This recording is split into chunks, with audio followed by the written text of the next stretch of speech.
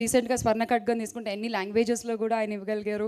And ఇప్పుడు movie డైరెక్టర్గా debut అవుతున్నారు. So please. అందరికీ నమస్కారం. ఇంతకుముందు ఎక్కడి నుంచి వచ్చారంటే ఇండియా అని చెప్పేవాళ్ళం. ఇప్పుడు భారత్, అందరూ చప్పట్లు కొట్టున్నారు సార్. భారత్ అని ఎప్పుడు పేరు పెడతారా అని ఎదురు చూసేవాడిని. ఎన్నాళ్ళకి అది కుదిరింది. తర్వాత కోయిన్సిడెన్స్ అనుకోండి, పెట్టంగానే రామ జన్మభూమి బాలరాముడి విగ్రహం ఆవిష్కరణ జరిగింది.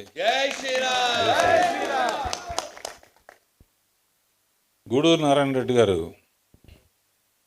ముందు మిమ్మల్ని మెచ్చుకుంటున్నాను సార్. సినిమా తీయాలన్న కోరిక చాలామందికి ఉంటుంది. సినిమా మీద డబ్బులు సంపాదించాలన్న కోరిక చాలామంది ఉంటుంది. సినిమా ఒక పర్పస్ కోసం తీసి విజయం సాధించాలనే కోరిక మీలో ఉండబట్టే ఇటువంటి సబ్జెక్ట్ సెలెక్ట్ చేస్తున్నారు సార్. మీలాంటి వాళ్ళు ఇలాంటి సబ్జెక్ట్స్ చేయబట్టే ఈరోజు యువత కానీ ప్రజలు కానీ డిజిటల్ ఇండియా అని, లేకపోతే వేరే దేశాల చరిత్రలు కానీ వేరే విషయాలు కానీ తెలుసుకోవాలని చూస్తారు. కానీ చరిత్ర అసలు ఇవాళ మనం ప్రశాంతంగా శాంతి దేశంగా ప్రశాంతంగా ఉండటానికి కారణం ఎవరు, ఎంతమంది త్యాగాలు చేస్తే ఇవాళ మన దేశం ప్రశాంతంగా ఉంది అనేది ఈ పిక్చర్ ద్వారా చెప్పాలని ట్రై చేశారు ఆయన. చరిత్ర ఒక పుస్తకం చదివితే చాలు కదా అనుకోవచ్చు. పుస్తకం చదివితే దృశ్యం కనపడదు. దృశ్యం ద్వారా చూపించబట్టే ఇవాళ ఇంత అద్భుతమైన ట్రైలర్ చూశాను సార్. ఎన్నో ట్రైలర్స్ చూశాను. ఈ ట్రైలర్ చూడంగానే గూస్ బంప్స్ వచ్చినాయండి, గుడ్లు గగురు పొడిచింది.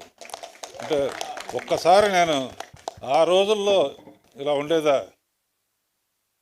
ప్రజలు ఎలా భయభ్రాంతులతో ఎలా బతికేవారు. హ్యాట్స్ ఆఫ్ సార్, ఇటువంటి పిక్చర్స్ ఎంటర్ అవడం. ఇక మా శిష్యుడి గురించి చెప్పవసరం లేదు. నా దగ్గర 10 ఏళ్ళు పనిచేసిన, ప్రతిదీ అద్భుతంగా చేసేవాడు. అనుకున్న దానికన్నా తక్కువ సమయంలో ఎక్కువ క్వాలిటీ ఇచ్చేవాడు. పర్టికులర్గా ఈ పిక్చర్లో డైరెక్టర్ చెప్పదలుచుకుంది ఒక్క షాట్తో చెప్తే చాలు, గాజులు పగలగొట్టాడు అంతే.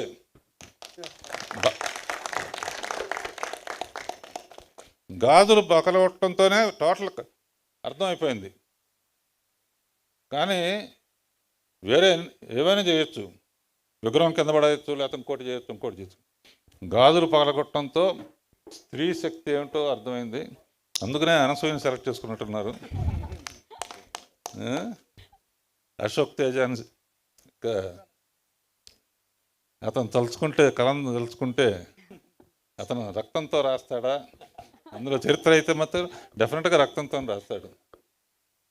అండ్ మా బారావు గారు నాకు అన్నమయ్య, రామదాస్ లాంటి అద్భుతమైన చిత్రాలు ఇచ్చినందుకు చాలా థ్యాంక్స్ అండి. ఎప్పుడు ఎక్కడికి వెళ్ళినా కూడా మళ్ళీ అన్నమయ్య తీయండి అంటారు. దానికి కారణం మీరు అండ్ మిగతా ఆర్టిస్టులు అందరూ. Debut film, all the best.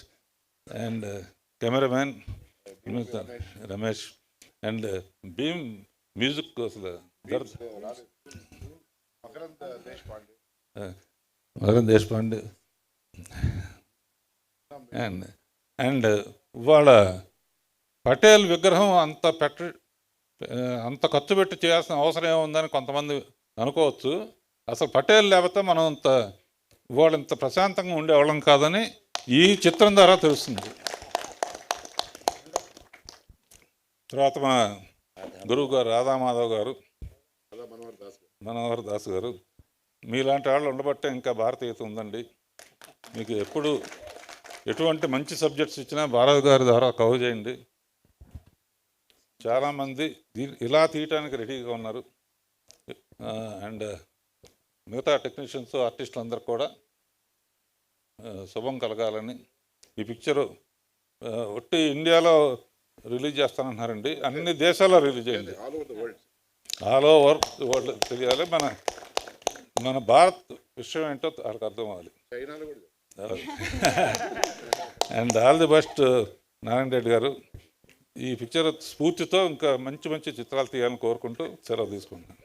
Raghavendra Rao గారు, మీ స్కూల్ నుంచి వచ్చి ఆల్రెడీ ఒక డైరెక్టర్ రాజమౌళి గారు మొత్తం అసలు సినిమా దృష్టిని మార్చేశారు, సినిమా స్కోప్ని మార్చేశారు, ప్రపంచం అంతా మన తెలుగు సినిమా గురించి మాట్లాడేలా చేశారు. ఇప్పుడు నెక్స్ట్ యాటా గారు రాబోతున్నారు. సో దీని గురించి ఏమంటారు మీరు? ప్లీజ్. ఏటా ట్రైలర్ చూస్తేనే అర్థమైంది కదా, ఇక ఎవరు చరిత్ర తీయాలన్నా ఏటా దగ్గరికే రావాలి, ఎవరు భక్తి సినిమాలు తీయాలన్నా నా దగ్గర రావాలి. మిగతా సినిమాలకి తీయటానికి చాలామంది ఉన్నారు. చాలా థ్యాంక్స్ అండి. All the best. Thank you sir. Thank you.